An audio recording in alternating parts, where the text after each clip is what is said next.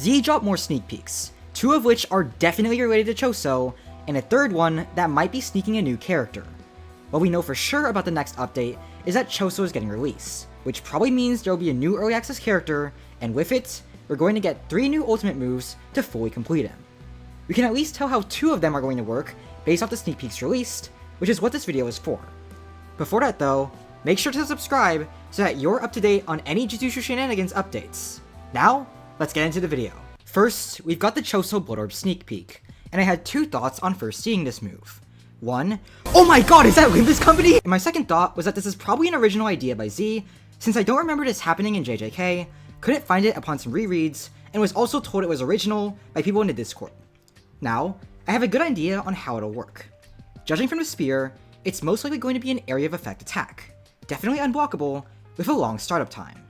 You can charge it up if you have convergence orbs to make it deal more damage and increase the radius of the attack, and it's also probably going to have iframes at the start, either in a way similar to Fire Arrow, where after a certain period it can't be stopped, or similar to Hollow Purple, where you're just flat out invincible, since otherwise it'd just be interrupted and be useless. Using 0 orbs for the move just gets you a slightly buffed reversal red or something that breaks block, while using 4 of them gets you a blood nuke that erases half the health bar of people in the area of attack or something. It's probably Choso's equivalent of a domain expansion, since he never got anything like that in JJK. Should be fine as an awakening move, where people have fun nuking crowds and stuff, and also good in awakening versus awakening combat if it does get iframes. Z could do something entirely different from what I theorized, or it could be way simpler and not have any charge up gimmick, but that's my theory. I definitely see it being a solid move that plays into Choso's convergence gimmick. As for the other move, Blue Lock, or it looks like a charged up kick at the very least, and I'm going to guess that this kick leads into an animation where you just beat the crap out of whoever gets hit by it. It'd most likely do a lot of damage if it's a close range move, since it wouldn't be easy to hit, and if I'm going to be honest, the way it looks reminds me a lot of Nezuko's ultimate in Rogue Demon, which hey, it might just be like that. Iframe kick that guard breaks, and if landed, does a ton of damage. Now, normally moves that are really close range on awakenings have trouble landing, since people tend to keep their distance, but I think it could work here. Choso seems like he'll have enough range moves to stop people from running, or at the very least, punish them for keeping too much distance. And in a 1v1, if someone tries to stop Choso by playing up close, then Choso will have the opportunity to land this for huge damage. Depends on how Z does this, and it could be way more than just a close range move, but seeing how the dummy isn't stunned while Z is still charging up the kick, I think the kick is a charge up and there isn't some ranged part to landing it. Finally, we have the last sneak, which is just a punch.